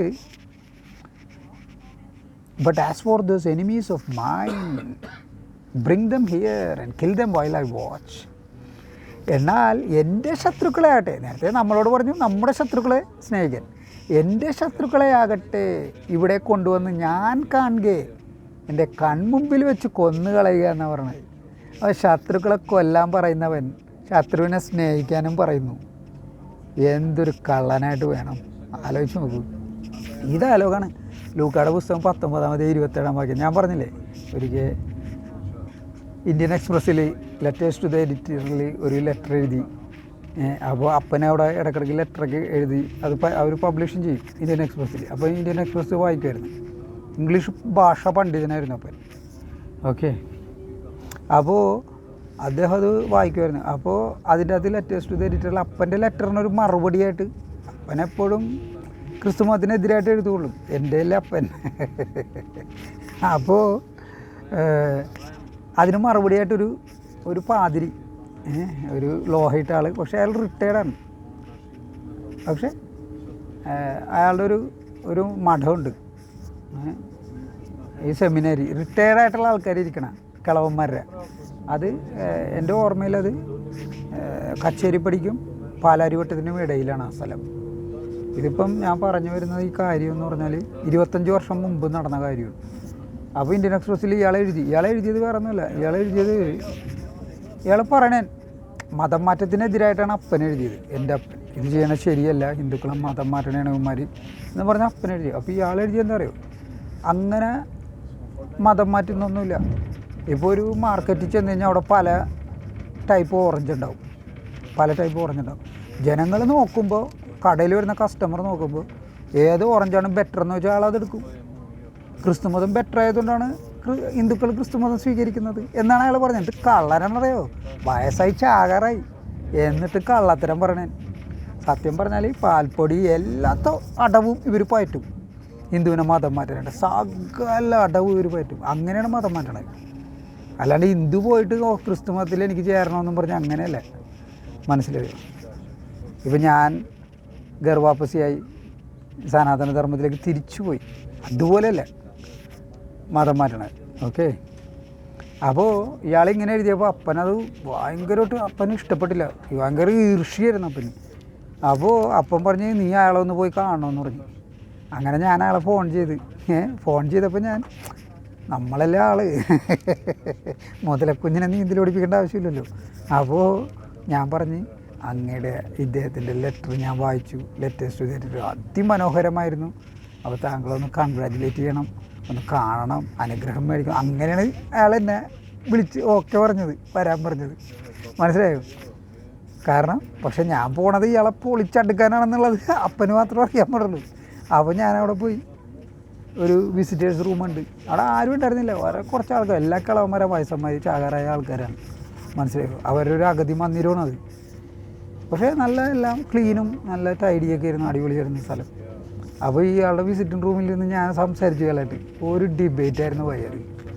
ഒരു ഡിബേറ്റ് തന്നെയായിരുന്നു. ഒരു വയസ്സൻ ലൂസിഫർ ഭക്തനുമായിട്ട് ഞാൻ സംസാരിച്ചു, വിശ്വാസിയുമായിട്ട്. ലാസ്റ്റ് എന്തൊക്കെ പറഞ്ഞാലും അയാൾ എന്തെങ്കിലും കൊനസ്റ്റ് പറഞ്ഞിട്ട് വരും. ലാസ്റ്റ് ഞാൻ ലൂക്ക് 19:27 അങ്ങോട്ട് പൊക്കി അങ്ങോട്ട് ഇട്ട് കൊടുത്ത്. അപ്പോൾ ലൂക്ക് 66:27 യേശു പറയുന്നത് ലവ് യുവർ എനിമീസ്. അതെന്നെ മത്തായി 5-43 വാക്യത്തിലും പറഞ്ഞിട്ടുണ്ട്. പക്ഷേ ലൂക്ക് 19:27 യേശു പറയുന്നത് but as four thus enemies of mine bring them here and kill them while I watch, അങ്ങനെ പറഞ്ഞിരിക്കുന്നത്. അപ്പോൾ ഇതിൽ എന്താണ് സത്യം? ഇങ്ങനെ പറയാമോ? അപ്പോൾ ഇയാൾ ഇത് ആദ്യമായിട്ട് കേൾക്കണ പോലെ ഇയാളെ ഞെട്ടിപ്പോയി ഇത് കേട്ടിട്ട്. അപ്പോൾ പിന്നെ ഇയാൾ ആലോചിച്ചെടുത്തപ്പോൾ അത് ലൂക്കയുടെ 19 ഒരു പാരബിളിലുള്ള ഇത് തുടങ്ങണത്, ഒരു ഉപമയിൽ തുടങ്ങണേ. അപ്പോൾ ഇയാൾ പറഞ്ഞു ഇത് യേശു പറഞ്ഞതല്ല, ഇത് യേശു പറഞ്ഞതല്ല, ഇതൊരു ഉപമയിലൊരു രാജാവ് സംസാരിക്കുന്നു പറഞ്ഞു. അപ്പോൾ കാർത്തിക് ആ ഉപമ അങ്ങോട്ട് എടുത്തിട്ട് നല്ല വെടിപ്പായിട്ട് അങ്ങോട്ട് പറഞ്ഞ് അങ്ങോട്ട് കൊടുത്ത്, ഈ ഉപമയിൽ സംസാരിക്കണത് യേശു തന്നെയാണെന്ന് പറഞ്ഞു. കൃത്യമായിട്ട് യേശു തന്നെയാണ്. യേശുവിൻ്റെ ഉപമയിലൊക്കെ മെയിൻ ക്യാരക്ടർ യേശു തന്നെയാണ്. അത് മനസ്സിലായോ? യേശു തന്നെയാണ് അത്. അങ്ങനെ വേണം ആ ഉപമ നിങ്ങൾ ക്രാക്ക് ചെയ്യാനായിട്ടുള്ള ഒരു ഫോർമുലയാണ് ഞാൻ നിങ്ങൾക്ക് പറഞ്ഞു തരുന്നത്. യേശുവിൻ്റെ ഉപമ നിങ്ങൾക്ക് മനസ്സിലായില്ലെങ്കിൽ അതിൻ്റെ മെയിൻ ക്യാരക്ടർ ഉണ്ടല്ലോ, അത് യേശു ആണെന്ന് നിങ്ങൾ മനസ്സിലാക്കിയിട്ട് നിങ്ങൾ വായിക്കുക. അപ്പോൾ നിങ്ങൾക്ക് എല്ലാം പുഷ്പം പോലെ നിങ്ങൾക്കത് മനസ്സിലാവും. ഓക്കെ. അപ്പോൾ ഇയാളത് കേട്ടു, അയാൾ വായിച്ചു, എല്ലാം മനസ്സിലായി ഇത് യേശു തന്നെയാണ് പറയണേന്ന്. അപ്പോൾ അയാൾ സൈലൻ്റായി അടച്ചു കളഞ്ഞ എൻ്റെ അയാളുടെ വായ. കാരണം എൻ്റെ അപ്പനാണ് എന്നെ വിട്ടേക്കണത്, ഇയാളൊന്ന് ഒരു റൈഡിന് കൊണ്ടുപോകുമെന്നും പറഞ്ഞാൽ വിട്ടത്. മനസ്സിലായോ? അപ്പനറിയായിരുന്നു ഞാനും ബൈബിള് മനസ്സിലാക്കി കാര്യങ്ങളൊക്കെ മനസ്സിലാക്കാൻ തുടങ്ങി. അന്നേരം ഞാനൊരു ലേഖനം എഴുതി, ഹിന്ദു വിശ്വാസം പറഞ്ഞ് നമ്മുടെ RSSൻ്റെ ഒരു മാസികയുണ്ട്. അപ്പോൾ യേശുവിൻ്റെ ഇതേപോലെ ഞാൻ ഇപ്പോൾ ബൈബിളിൽ നിന്ന് ഇപ്പോൾ നിങ്ങളോട് സംസാരിക്കുന്നില്ലേ, അത് തന്നെ ഇത്തിരി മെനക്ക് എഴുതി അങ്ങോട്ട് അയച്ചു കൊടുത്തു. അവർ പ്രസിദ്ധീകരിച്ചു. എനിക്ക് 50 രൂപ അയച്ചു തന്നു. അത് ഞാൻ നിധി പോലെ സൂക്ഷിക്കേണ്ടത് ഞാൻ അപ്പന് കൊണ്ടേ കൊടുത്തു. അപ്പം യേശുവിനെ കൊന്ന് കിട്ടിയ 50 രൂപയാണ് അപ്പാന്ന് പറഞ്ഞ്. അപ്പന് ഭയങ്കര ഹാപ്പിയായിരുന്നു. അപ്പോൾ യേശു തന്നെ പറയണത് ശത്രുവിനെ സ്നേഹിക്കാനും, നമ്മുടെ ശത്രുവിനെ നമ്മൾ സ്നേഹിക്കണം. അപ്പോൾ എന്ത് പറ്റും? നമ്മുടെ ശത്രുവിൻ്റെ തല്ലുകൊണ്ട് നമ്മൾ ചാകും. മനസ്സിലായി? യേശുവിൻ്റെ ശത്രുക്കളെ നമ്മൾ കൊല്ലണം. യേശുവിൻ്റെ ശത്രുക്കൾ ആരാണ് ഈ യേശു? എൻ്റെ ഭരണം ഇഷ്ടപ്പെടാത്ത എൻ്റെ ശത്രുക്കളെ ഇവിടെ കൊണ്ടുവന്ന് കൊന്നുകളയാൻ പറഞ്ഞാൽ ആരെയാണ് പറയണത്? യേശുവിൻ്റെ ഭരണം ഇഷ്ടപ്പെടാത്തത് ആരാണ് യേശുവിൻ്റെ ഭരണം ഇഷ്ടപ്പെടാതിരുന്നത്? പീലാത്തോസ് യേശുവിൻ്റെ കുരിശിൻ്റെ മുകളിൽ എഴുതിയത് Jesus of നാസറത്ത് the king of juice എന്നാണ് എഴുതിയത്. ചത്തു കഴിഞ്ഞല്ല, പിന്നെ എന്തെഴുതിയാലും തന്നെ. അതായത് നസ്രായനായ യേശു യഹൂദരുടെ രാജാവ് എന്നെഴുതി. അപ്പം തന്നെ യഹൂദർ അത് ഒബ്ജക്റ്റ് ചെയ്തു. അവർ പറഞ്ഞു അങ്ങനെയല്ല എഴുതേണ്ടത്, Jesus of Nazareth who claim to be the son of God, claim to be the king of Jews, അങ്ങനെ എഴുതണ്ടെന്ന് പറഞ്ഞു. നസ്രായനായ യേശു യഹൂദരുടെ രാജാവെന്ന് കള്ളം പറഞ്ഞ claim to be the king of Jews, അങ്ങനെ എഴുതണ്ടെന്ന് പറഞ്ഞു. പക്ഷേ പീലാത്തോസ് പറഞ്ഞു എഴുതിയത് അങ്ങനെ തന്നെ ഇരിക്കട്ടെ എന്ന് പറഞ്ഞു. അങ്ങനെയാണ് ഈ INRI എന്ന് കുരിശിൻ്റെ മുകളിൽ കാണുന്നത്. അല്ലെങ്കിൽ ഒരക്ഷരം കൂടി വന്നാനേ അതിൻ്റെ അകത്ത് ക്ലെയിം ടു ബി എന്ന് പറഞ്ഞാനേ മനസ്സിലായത്.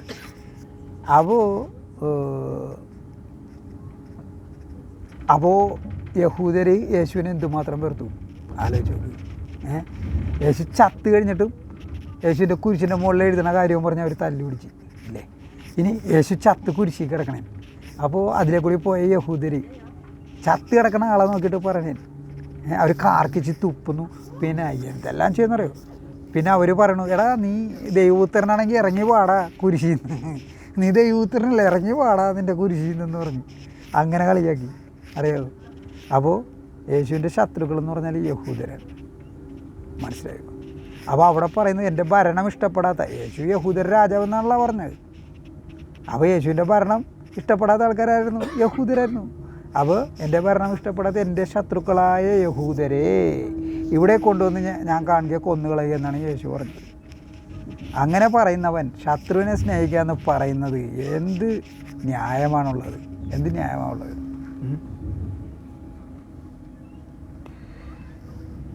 അപ്പോൾ ഇതിൻ്റെ അവസാനം പറയുന്നത്, സഹോദരങ്ങളെ മാത്രമേ നിങ്ങൾ അഭിവാദനം ചെയ്യുന്നുള്ളെങ്കിൽ വിശേഷവിധിയായി എന്താണ് നിങ്ങൾ ചെയ്യുന്നത്? വിജാതീയരും അത് തന്നെ ചെയ്യുന്നില്ലേ? അതുകൊണ്ട് നിങ്ങളുടെ സ്വർഗസ്ഥനായ പിതാവ് പരിപൂർണനായിരിക്കുന്നത് പോലെ നിങ്ങളും പരിപൂർണനായിരിക്കുവിൻ. അപ്പോൾ യേശുവിൻ്റെ സ്വർഗസ്ഥനായ പിതാവ് പരിപൂർണനാണെന്നാണ് പറഞ്ഞത്, പെർഫെക്റ്റ് ആണെന്ന് പറഞ്ഞത്. ഏത് ഈ ദേഷ്യം വരുമ്പോൾ മലമ്പാരി എറിയുന്നവനാണ് യഹോവ, യേശുവിൻ്റെ പിതാവ് മലമ്പാരി എറിയുന്നവൻ. പിന്നെ ലോകത്തിലുള്ള സകല ഊളത്തരവും പറയുന്നവനാണ് യഹോവ, മനസ്സിലായോ? നമ്മുടെ ഓഷോ ഇതൊക്കെ കൗണ്ട് ചെയ്തു, യഹോവ പറഞ്ഞ ഊളത്തരങ്ങളൊക്കെ യോഷോ കൗണ്ട് ചെയ്തിട്ടുണ്ട്. എന്നിട്ട് 3600 ഊളത്തരം യഹോവ പറഞ്ഞിട്ടുണ്ട്. യഹോവനെ പോലൊരു തെറിയൻ ഈ ലോകത്ത് വേറെ ഇല്ല എന്ന അഭിപ്രായമാണ് നമ്മുടെ ഓഷോ എന്ന് പറയണ ഈ ഭഗവാൻ രജനീഷ് എന്ന് പറയില്ലേ, അങ്ങേർക്ക് യേശുവിനെക്കുറിച്ച് ഉണ്ടായിരുന്ന അഭിപ്രായം ഇതാണ്. അതായത് യഹോവയെക്കുറിച്ച് ഇതുപോലൊരു തെറിയം വേറെ ഇല്ലെന്നാണ് അദ്ദേഹം പറഞ്ഞിട്ടുള്ളത്. അത് സത്യവുമാണ്. എന്തോരം തെറിയണ്ടെന്ന് അറിയാം, ഞാനെല്ലാം കാണിച്ചിട്ടില്ലെന്നുള്ളൂ. ഒരുപാട് ഊളത്തരമുണ്ട്. ഇപ്പം കേട്ടത് തന്നെ ഒരുപാട്. കണ്ടത് മനോഹരം, കാണാത്തത് അതിമനോഹരം എന്ന് പറയില്ലേ, അതേപോലെ കേട്ട തെറി തന്നെ പുളിച്ച തെറി യഹോവയുടെ വായിന്ന് വന്നത്.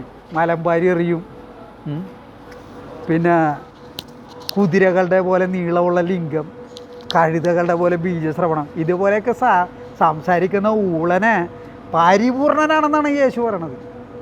അവിടെയാണ് മത്തായിയുടെ പുസ്തകം 5-ാം അധ്യായം അവസാനിക്കുന്നത്.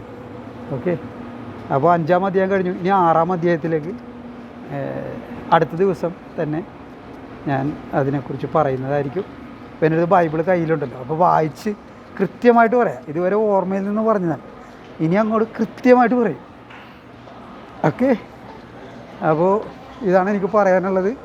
ഞാൻ പറഞ്ഞത് നിങ്ങൾക്ക് നോക്കാമല്ലോ, ഇത് വെരിഫൈ ചെയ്യണം.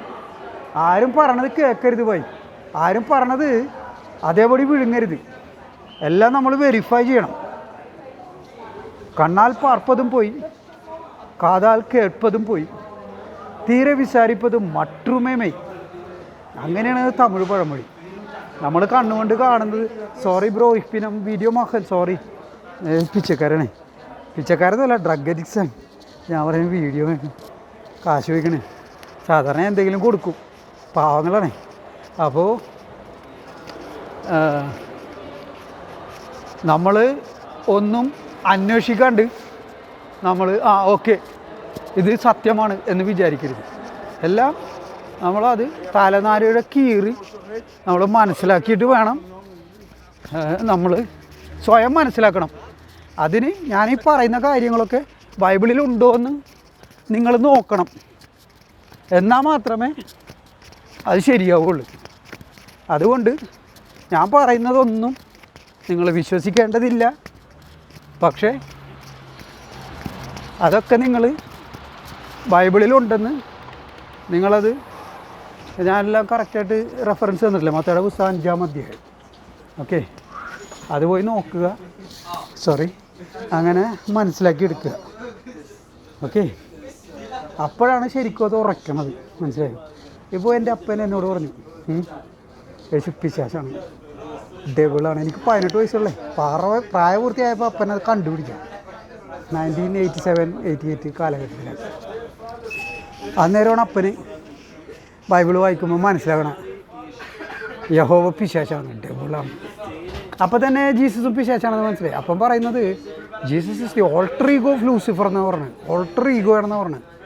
ഓൾട്ടർ ഈഗോ എന്ന് പറഞ്ഞാൽ second I of A person. അത് ഒരു സൈക്കോളജിക്കലായിട്ടുള്ളൊരു ടേമാണത്. മനസ്സിലായോ? അപ്പോൾ 18 വയസ്സുള്ളപ്പോൾ തന്നെ അപ്പൻ എന്നോട് പറഞ്ഞിട്ടുണ്ട്. പക്ഷേ എനിക്കൊരു 29 വയസ്സ് കഴിയുമ്പോൾ ഞാൻ സ്വയം ബൈബിൾ വായിച്ചാണ് ഞാൻ മനസ്സിലാക്കണത്. അങ്ങനെ മനസ്സിലാക്കണം, എന്നാലേ ശരിയാവുള്ളൂ. അല്ലാണ്ട് ഒരാൾ പറഞ്ഞത് കേട്ട് അതേപടി വിഴുങ്ങണമല്ല വേണ്ടത്. നമ്മൾ സ്വയം അത് നോക്കണം. ഇദ്ദേഹം പറഞ്ഞതൊക്കെ ശരിയാണോ? അതിന് നിങ്ങൾ ബൈബിൾ നോക്കുക. BibleGateway.com. BibleGateway.com. അവിടെ പോയി കഴിഞ്ഞാൽ ഒരുപാട് ബൈബിൾ നിങ്ങൾക്ക് കിട്ടും. ഒത്തിരി വെർഷനുണ്ട്, ഒരു 50 വെർഷനെങ്കിലും അതിൻ്റെ അകത്തുണ്ട്. കിങ് ജെയിംസ് വെർഷനുണ്ട്, ഒക്കെ ഉണ്ട്. ഓക്കെ, അപ്പോൾ ഇത്രയും പറഞ്ഞിട്ട് ഞാൻ തൽക്കാലം നിർത്തട്ടെ. ഇപ്പോൾ തന്നെ 50 മിനിറ്റായി. ഞാൻ ജോലി കഴിഞ്ഞ് രാത്രി ഇപ്പോൾ എത്ര മണിയായെന്നറിയാം. ഇവിടെ ഇപ്പോൾ സമയം 11:30 മണിയാകാൻ പോകും. റിയലി അർദ്ധരാത്രിയായി. അപ്പോൾ ഇനി ഇത് തമ്പനിയിലൊക്കെ ഇട്ട് അപ്ലോഡ് ചെയ്യണം. അപ്പം അത് ഞാൻ നാളെ ചെയ്യാം. ഓക്കെ, ഇന്ന് പോയിട്ട് ചായയും കുടിച്ച് ക്രിക്കറ്റ് കണ്ട് തീർക്കണ്ടേ. വേൾഡ് കപ്പ് ജോലി കാരണം കളി കാണാൻ പറ്റില്ല. ഇന്ന് നെതർലൻഡ്സും പിന്നെ ആരായിട്ടാണ് കളി ഉണ്ടായിരുന്നത്? ബംഗ്ലാദേശും. നെതർലൻഡ്സും ബംഗ്ലാദേശുമായിട്ട് കളിയുണ്ട്. അതിൻ്റെ റിസൾട്ട് എന്താണെന്ന് അറിഞ്ഞിട്ടില്ല. അത് പോയി ഒന്ന് നോക്കണം. പിന്നെ നാളെ ജോലിയൊന്നുമില്ല. അപ്പോൾ നാളെ കുറേ കൂടി സമയം ഉണ്ടാവും. അപ്പോൾ മത്തായിയുടെ പുസ്തകം 6-ാം അധ്യായമായിട്ട് നമുക്ക് വീണ്ടും കാണാം. ഓക്കെ, പിന്നെ ഒരു കാര്യം കൂടി പറഞ്ഞു കേട്ടോ സുഹൃത്തെ. അതായത് ഞാൻ ഈ വിവേകാനന്ദനെക്കുറിച്ചും ഈ മറ്റ് സ്വാമിമാരെ കുറിച്ചൊക്കെ പറയുന്നത് എൻ്റെ ഗതികോട് കൊണ്ട് പറയുന്നതല്ല, സത്യം ഇട്ടത്. കാരണം ഞാൻ നോക്കുമ്പോൾ ഇവരൊക്കെ യേശുവിനെ പൂഴ്ത്തി പാടണേ, അതാണ് ഹിന്ദുക്കൾ കേൾക്കുന്നത്. അവന് ഒരു വശത്തുകൂടി ഞാൻ ഈ ഹിന്ദുക്കളെ പറഞ്ഞ് മനസ്സിലാക്കാൻ നോക്കുന്നു യേശു പിശാചാണെന്ന്. അപ്പോൾ മറുവശത്ത് ഇത്തരം നമ്മളെന്ന് വെച്ചാൽ ഒരു നിസ്സാര മനുഷ്യനാണ്. മറ്റവരെന്ന് വെച്ചാൽ രാമകൃഷ്ണ മിഷൻ എന്നൊക്കെ പറഞ്ഞാൽ കോടികളുള്ള ആൾക്കാരാണ്. മനസ്സിലായോ? ഒരുപാട് ക്യാഷ് ഉള്ള ആൾക്കാരാണ്, നമ്മളെപ്പോലെയല്ല. ഓക്കെ, അപ്പോൾ അവർക്കിടെ സെറ്റപ്പ് പോലെയല്ല എൻ്റെ സെറ്റപ്പ്. ഞാൻ കണ്ടില്ലേ, പണിയുടെ ഇടയിൽ ജോലിയുടെ ഇടയിലാണ് ഞാനിത് പറയണത്. ഓക്കെ, അപ്പോൾ എന്നെ സംബന്ധിച്ചിടത്തോളം എനിക്ക് ബൈബിൾ അറിയാം. അപ്പോൾ എൻ്റെ അടുത്ത് ബൈബിളുണ്ട് താനും. അത് വെച്ചിട്ട് ഞാൻ ഇനി കറക്റ്റായിട്ട് മത്തായിയുടെ പുസ്തകം 6-ാം അധ്യായത്തിൽ നിന്ന് ഞാനത് തുടർച്ചയായിട്ട് വായിച്ച്, അപ്പോൾ നിങ്ങൾക്കത് കേൾക്കാൻ പറ്റും. കൃത്യമായിട്ട് നിങ്ങൾ മനസ്സിലാക്കുക. നിങ്ങളത് പോയി നോക്കുക, എന്നിട്ട് സ്വയം ബോധ്യപ്പെടുക. ഞാനൊരിക്കലും ഒരാളോടൊരു കാര്യം പറഞ്ഞിട്ട് you should believe in me, in my words അങ്ങനെ പറയില്ലേ. അത് നിങ്ങൾ സ്വയം, എനിക്ക് പറയാനുള്ളത് ഞാൻ പറഞ്ഞു. ഇനി നിങ്ങളുടെ പണിയാണ് ഇത്. ഇയാൾ പറഞ്ഞത് ശരിയാണോ അത് പരിശോധിക്കാമല്ലോ, വളരെ നിസ്സാരമായിട്ട് പരിശോധിക്കാം. അപ്പോൾ ഞാനെന്നാൽ നിർത്തട്ടെ. ഇത് ജോലി കഴിഞ്ഞ് തിരിച്ച് പോയിക്കൊണ്ടിരിക്കണം നമ്മൾ വീട്ടിലോട്ട്. അപ്പോൾ എല്ലാവരും എൻ്റെ ചാനൽ സബ്സ്ക്രൈബ് ചെയ്യുക, പിന്നെ ഷെയർ ചെയ്യുക. വീഡിയോ ഷെയർ ചെയ്യുക, നാട്ടുകാരെ അറിയട്ടെ. ബൈബിളല്ലേ വായിക്കണത്. ഈ ബൈബിളും വെച്ചുകൊണ്ടാണ് ഹിന്ദുവിൻ്റെ വീട്ടിലോട്ട് ഈ പെന്തോകളൊക്കെ കയറി ചെന്ന് ഹിന്ദുക്കളെ മതം മാറ്റണത്. നിങ്ങൾക്കൊരു കാര്യം അറിയാമോ? ഭാരതത്തിൻ്റെ അവസ്ഥ അറിയാമോ? ഒത്തിരി പേരെ ക്രിസ്ത്യാനികളെ മതം മാറ്റുന്നുണ്ട് ഹിന്ദുക്കളെ. അത് തടുക്കാനായിട്ടുള്ള ഒറ്റമൂലിയാണ് കാർത്തിക് പറഞ്ഞു തരുന്നത്. അത് നിങ്ങൾ ഉപയോഗിക്കുക. അപ്പോൾ അതിൻ്റെ ഫലം ഉണ്ടാവും. മനസ്സിലായോ? രോഗം വന്നു കഴിഞ്ഞാൽ മരുന്ന് കഴിക്കണം. മരുന്ന് കഴിച്ചില്ലെങ്കിൽ രോഗം മൂർച്ഛിച്ച് ആൾ പടിയായി പോകും. ഓക്കെ, അങ്ങനെ സംഭവിക്കാതിരിക്കണമെങ്കിൽ കാർത്തിക്കാണ് തരുന്ന ഈ ഒറ്റമൂലിയാണ്. ഇത് കഴിച്ചു കഴിഞ്ഞാലല്ലേ ഒരു പിശാചും നിങ്ങളുടെ 7 അലത്ത് പോലും വരികയില്ല. ഓക്കെ, നന്ദി, നമസ്തേ, ഹർ ഹർ മഹാദേവ്. അപ്പോൾ ദയവ് ചെയ്ത് എല്ലാവരും എൻ്റെ യൂട്യൂബ് ചാനൽ സബ്സ്ക്രൈബ് ചെയ്യുക. ഓക്കെ, പിന്നെ ലൈക്ക് ബട്ടണുണ്ട്, അതൊന്ന് പ്രസ് ചെയ്യുക. പിന്നെ ഏറ്റവും പ്രധാനം, നിങ്ങൾ സബ്സ്ക്രൈബ് ചെയ്തില്ലെങ്കിലും ലൈക്ക് അടിച്ചില്ലെങ്കിലും കുഴപ്പമില്ല, ഷെയർ ചെയ്ത് കൊടുക്കുക video. Let people know the truth and the truth will set dum free. മനുഷ്യർ സത്യം അറിയട്ടെ. സത്യത്തിലൂടെയാണ് സമാധാനം ഉണ്ടാവുന്നത്. ഓക്കെ, സമാധാനം ഉണ്ടാവണമെങ്കിൽ സത്യം ലോകം അറിയണം. എങ്കിൽ മാത്രമേ സമാധാനം ഉണ്ടാവുള്ളൂ. ഓക്കെ, അതിന് വേണ്ടിയിട്ടാണ് ഈ സത്യം, ഈ വലിയ സത്യം ഞാനിങ്ങനെ തുടർച്ചയായിട്ട് പറഞ്ഞിട്ടിരിക്കണം. പിന്നെ ഒരു കാര്യം കൂടി പറഞ്ഞിട്ടുണ്ട്, അതായത് കുറേ പേര് വന്നിട്ട് എന്നെ തെറി പറയുന്നുണ്ട്. ഒരുത്തം പോലും കാർത്തികിനെ ബൈബിളിൽ പറഞ്ഞേക്കണ കാര്യം തെറ്റാണ്, ഇന്ന ഒരു ബൈബിൾ വചനം ചൂണ്ടിക്കാണിച്ചിട്ട് പറയാൻ ഒറ്റകളെ കൊണ്ട് സാധിച്ചോ? സാധിക്കുന്നില്ലല്ലോ. അതിൻ്റെ അർത്ഥം എന്താണ്? ഞാൻ പറയുന്നത് അതിനൊന്ന് ഡിഫെൻഡ് ചെയ്യാൻ പോലും ഇവർക്ക് പറ്റണില്ലെന്നാണ് അതിൻ്റെ അർത്ഥം.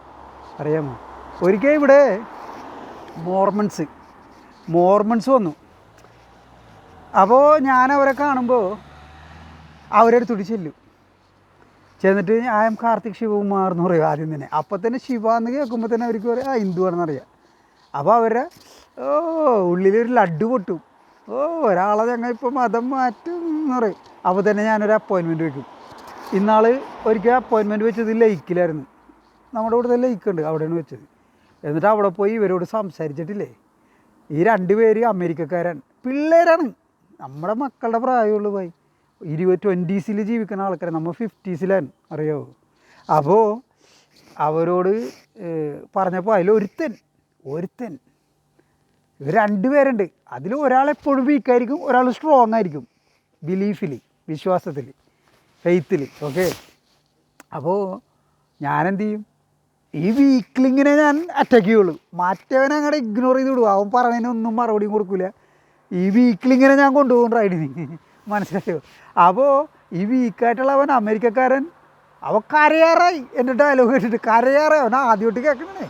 ലാസ്റ്റ് അവൻ ഇപ്പോൾ കരയും, വെള്ളക്കാരൻ ഇപ്പോൾ കരയും എന്നുള്ള സീനായി. എന്നിട്ട് അവൻ പറയണേ, you are right, this cannot be God. നിങ്ങൾ പറയുന്നതാണ് സത്യം, നിങ്ങൾ പറയുന്നതാണ് ശരി, ഇത് ദൈവമാകാൻ യാതൊരു സാധ്യതയില്ല എന്ന് പറഞ്ഞു. അപ്പോൾ തന്നെ എനിക്ക് ഹാപ്പിയായി, ടാർഗറ്റ് അച്ചീവ്ഡ്. അവൻ എന്നെ മതം മാറ്റാൻ വന്ന് ഞാൻ അവനെ മതം മാറ്റി വിട്ടു, മനസ്സിലായോ. അതുകൊണ്ട് നമ്മളോട് സംവാദത്തിന് ഒരുത്തനും വരാൻ പോണില്ല, മനസ്സിലായി. പിന്നെ ചത്ത കോഴികളുടെ ജാഥ നോക്കണ പണിയും എനിക്കില്ല. എനിക്ക് ക്രിസ്ത്യാനികളോടും മുസ്ലിങ്ങളോടും ഒന്നും പറയാനില്ല. എനിക്ക് ഹിന്ദുക്കളോട് മാത്രമാണ് സംസാരിക്കാനുള്ളത്. Because you are still alive, you are not dead. ക്രിസ്ത്യാനും മുസ്ലിങ്ങളൊക്കെ ചത്ത ആൾക്കാരാണ്. മറ്റേ കുരുക്ഷേത്ര ഭൂമിയിൽ ഭഗവാൻ കൃഷ്ണൻ അർജുനോട് പറയില്ലേ, ദേ ഈ കുരുക്ഷേത്ര കൗരവരെ കാണിച്ചിട്ട് പറയില്ലേ, മരൊക്കെ ചത്ത ആളുകളാണെന്ന് പറയില്ലേ, അതേപോലെ ഞാൻ നിങ്ങളോട് പറഞ്ഞേ. ഈ ക്രിസ്ത്യാനികളും മുസ്ലിങ്ങളും എത്ര പറഞ്ഞാലും ഇവർ മാറില്ല. വളരെ അപൂർവം 1-2 ആൾക്കാർ മാറി, അത്രേ ഉള്ളൂ. നിങ്ങൾ ഹിന്ദുക്കളാണ് ഇത് മനസ്സിലാക്കേണ്ടത്. നിങ്ങൾ മറ്റ് ഹിന്ദു സഹോദരങ്ങളെ പറഞ്ഞ് മനസ്സിലാക്കി കൊടുക്കേണ്ടത്. അല്ലെങ്കിൽ പിശാചികൾ അവന്മാരെ വെട്ടിലാക്കിയിരിക്കും. അങ്ങനെ ഹിന്ദുവിൻ്റെ ജനസംഖ്യ കുറഞ്ഞ് ഭാരതം എന്ന് പറയുന്ന നാട് തന്നെ ഇവറ്റോൾ കൊണ്ടുപോകും. ഇപ്പോൾ എന്തോരം കൊണ്ടുപോയി, പാകിസ്ഥാൻ കൊണ്ടുപോയി, ബംഗ്ലാദേശ് കൊണ്ടുപോയി, അഫ്ഗാനിസ്ഥാൻ്റെ ഒരു ഭാഗം കൊണ്ടുപോയി, അങ്ങനെ കുറേ ഇവർ കൊണ്ടുപോയി കഴിഞ്ഞ്. ഇനി ബാക്കിയുള്ള ഇത്തിരിയെങ്കിലും സേവ് ചെയ്യണമെന്നുണ്ടെങ്കിൽ ഹിന്ദുവായി തന്നെ നമുക്ക് നിലനിൽക്കാൻ പറ്റണം. പക്ഷേ 2 വശത്തു നിന്ന്, ഒരു വശത്ത് നിന്ന് മുസ്ലിങ്ങളും ഒരു വശത്തു നിന്ന് ക്രിസ്ത്യാനികളും കൂടി ഹിന്ദുവിനെ നശിപ്പിച്ചുകൊണ്ടിരിക്കണേണ്. പോയി കാർന്ന് തിന്നണേണ് ഇവന്മാർ, മനസ്സിലായോ. ഇപ്പോൾ ഈ മരത്തിൽ അതിനെ കാർന്ന് തിന്നുന്ന ഒരു ജീവിയില്ലേ, മരത്തിനെ കാർന്ന് തിന്നുന്നത്, അത് നമ്മളറിയൂല. അത് ഉള്ളിൻ്റെ അകത്ത് അത് ഉള്ളിൽ നിന്ന് തിന്ന് തീർക്കും അത്, മനസ്സിലായോ. ആ മരം മൊത്തം നശിക്കുമ്പോഴായിരിക്കും നമ്മളത് അറിയണത്. അതേപോലത്തെ ഒരു അവസ്ഥ ഹിന്ദുവിനും ഉണ്ടാവരുത്, മനസ്സിലായോ. Wake up before it's to late. നന്ദി, നമസ്തേ, ഹർ ഹർ മഹാദേവ്.